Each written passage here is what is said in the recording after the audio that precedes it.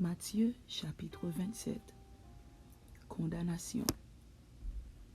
Dès que le matin fut venu, tous les principaux sacrificateurs et les anciens du peuple tinrent conseil contre Jésus pour le faire mourir. Après l'avoir lié, ils l'emmenèrent et le livrèrent à Ponce Pilate, le gouverneur. Suicide de Judas. Alors Judas, qui l'avait livré, voyant qu'il était condamné, se repentit et rapporta les 30 pièces d'argent aux principaux sacrificateurs et aux anciens, en disant « J'ai péché en livrant le sang innocent. » Ils répondirent « Que nous importe, cela te regarde. » Judas jeta les pièces d'argent dans le temple, se retira et alla se pendre. Les principaux sacrificateurs les ramassèrent et dirent « Il n'est pas permis de les mettre dans le trésor sacré, puisque c'est le prix du sang. » Et après en avoir délibéré, ils achetèrent avec cet argent le champ du potier pour la sépulture des étrangers. C'est pourquoi ce champ a été appelé champ du sang jusqu'à ce jour. Alors s'accomplit ce qui avait été annoncé par Jérémie le prophète. Ils ont pris les 30 pièces d'argent, la valeur de celui qui a été estimé, qu'on a estimé de la part des enfants d'Israël, et ils les ont donnés pour le champ du potier, comme le Seigneur me l'avait ordonné. Jésus devant Pilate, gouverneur romain. Jésus comparut devant le gouverneur. Le gouverneur l'interrogea en ces termes. « Es-tu le roi des Juifs ?» Jésus lui répondit. « Tu le dis. » Mais il ne répondit rien aux accusations des principaux sacrificateurs et des anciens. Alors Pilate lui dit, « N'entends-tu pas de combien de choses il t'accuse ?» Et Jésus ne lui donna de réponse sur aucune parole, ce qui étonna beaucoup le gouverneur. Sentence de mort confirmée. À chaque fête, le gouverneur avait coutume de relâcher un prisonnier, celui que demandait la foule. Ils avaient alors un prisonnier fameux nommé Barabbas. Comme ils étaient assemblés, Pilate leur dit, « Lequel voulez-vous que je vous relâche, Barabbas ou Jésus qu'on appelle Christ ?» Car ils savaient que c'était par envie qu'ils avaient livré Jésus. Pendant qu'il était assis sur le tribunal, sa femme lui fit dire qu'il n'y ait rien entre toi et ce juste, car aujourd'hui j'ai beaucoup souffert en songe à cause de lui. Les principaux sacrificateurs et les anciens persuadèrent à la foule de demander Barabbas et de faire périr Jésus. Le gouverneur, prenant la parole, leur dit, « Lequel des deux voulez-vous que je vous relâche ?» Ils répondirent, « Barabbas !» Pilate leur dit, « Que ferai-je donc de Jésus qu'on appelle Christ ?» Tous répondirent, « Qu'il soit crucifié !» Le gouverneur dit, « Mais quel mal a-t-il fait ?» Et ils crièrent encore plus fort, « Qu'il soit crucifié !» Pilate, voyant qu'il ne gagnait rien, mais que le tumulte augmentait, prit de l'eau, se lava les mains en présence de la foule et dit, « Je suis innocent du sang de ce juste. Cela vous regarde. » Et tout le peuple répondit, « Que son sang retombe sur nous et sur nos enfants. » Outrage des soldats. Alors Pilate leur relâcha Barabbas et, après avoir fait battre de verges Jésus, il le livra pour être crucifié. Les soldats du gouverneur conduisirent Jésus dans le prétoire et ils assemblèrent autour de lui toute la cohorte. Ils lui ôtèrent ses vêtements et le couvrirent de manteaux écarlates. Ils tressèrent une couronne d'épines qu'ils posèrent sur sa tête et ils lui mirent un roseau dans la main droite. Puis, s'agenouillant devant lui, ils le raillaient en disant « Salut, roi des Juifs !» Et ils crachaient contre lui, prenaient le roseau et frappaient sur sa tête. Après s'être ainsi moqués de lui, ils lui ôtèrent le manteau, lui remirent ses vêtements et l'emmenèrent pour le crucifier. Jésus crucifié. Lorsqu'ils sortirent, ils rencontrèrent un homme de Cyrène appelé Simon, et ils le forcèrent à porter la croix de Jésus. Arrivé au lieu nommé Golgotha, ce qui signifie lieu du crâne, Ils lui donnèrent à boire du vin mêlé de fiel. Mais quand il l'eut goûté, il ne voulut pas boire.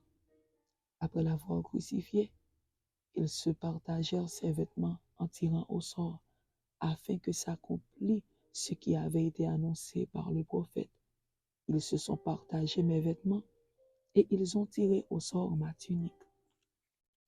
Puis ils s'assirent et le gardèrent. Pour indiquer le sujet de sa condamnation, on écrivit au-dessus de sa tête: celui-ci est Jésus, le roi des Juifs. Avec lui furent crucifiés deux brigands, l'un à sa droite et l'autre à sa gauche. Les passants l'injuriaient et secouaient la tête en disant: toi qui détruis le temple et qui le rebâtis en 3 jours, sauve-toi toi-même. Si tu es le Fils de Dieu, descends de la croix. Les principaux sacrificateurs, avec les scribes et les anciens, se moquaient aussi de lui et disaient: il a sauvé les autres et il ne peut se sauver lui-même. S'il est roi d'Israël, qu'il descende de la croix et nous croirons en lui.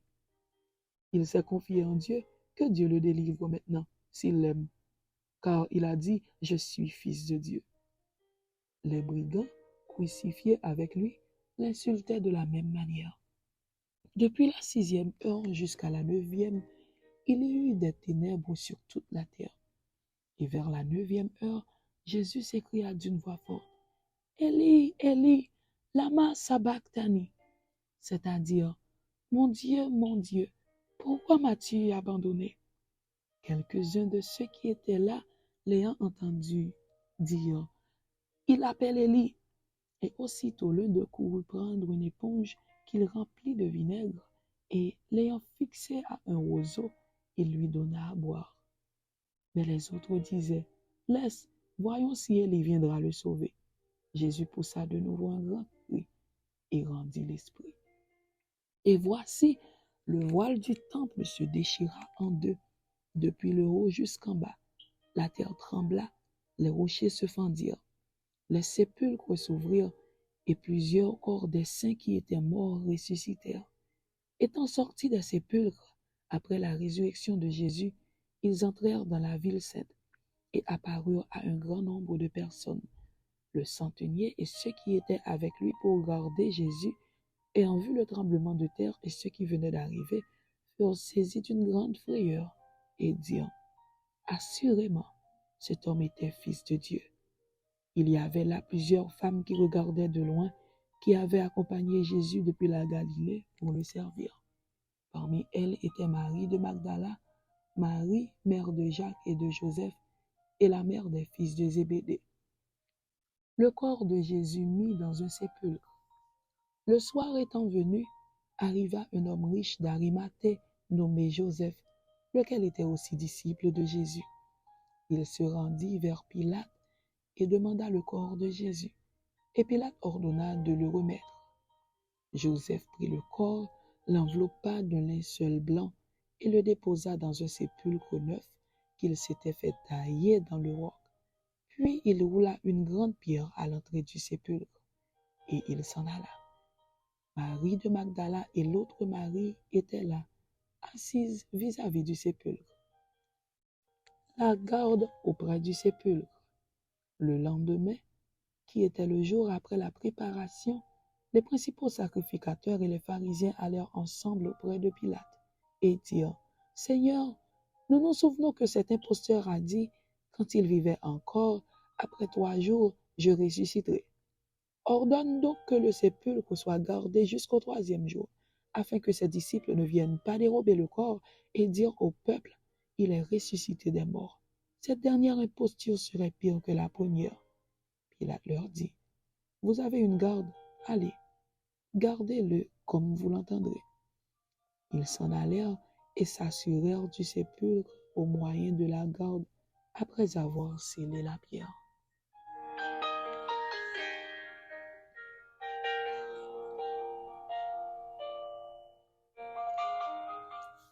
Matthieu chapitre 28. Résurrection de Jésus-Christ. Après le sabbat, à l'aube du premier jour de la semaine, Marie de Magdala et l'autre Marie allèrent voir le sépulcre. Et voici, il y eut un grand tremblement de terre, car un ange du Seigneur descendit du ciel, vint rouler la pierre et s'assit dessus. Son aspect était comme l'éclair, et son vêtement blanc comme la neige. Les gardes tremblèrent de peur et devinrent comme morts. Mais l'ange prit la parole et dit aux femmes, « Pour vous, ne craignez pas, car je sais que vous cherchez Jésus qui a été crucifié. Il n'est point ici, il est ressuscité, comme il l'avait dit. Venez, voyez le lieu où il était couché, et allez promptement dire à ses disciples qu'il est ressuscité des morts. Et voici, il vous précède en Galilée. C'est là que vous le verrez.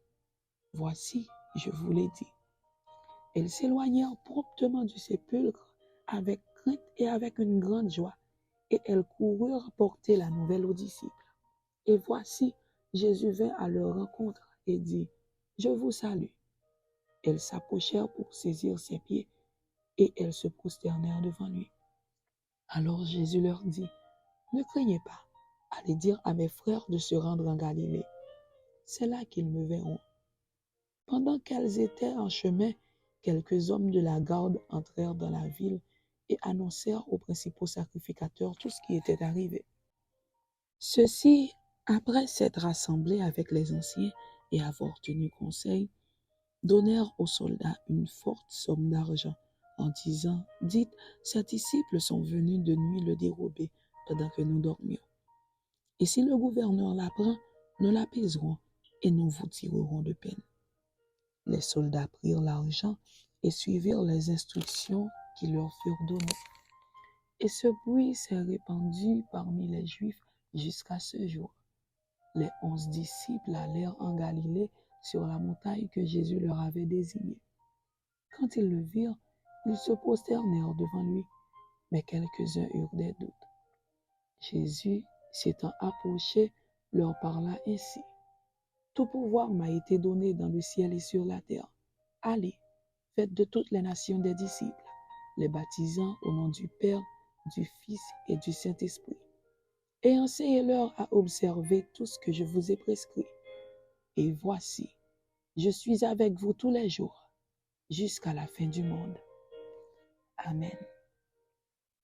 C'était Matthieu chapitre 27 et Matthieu chapitre 28. Ainsi se termine la lecture du livre de Matthieu. Que Dieu vous bénisse. Amen.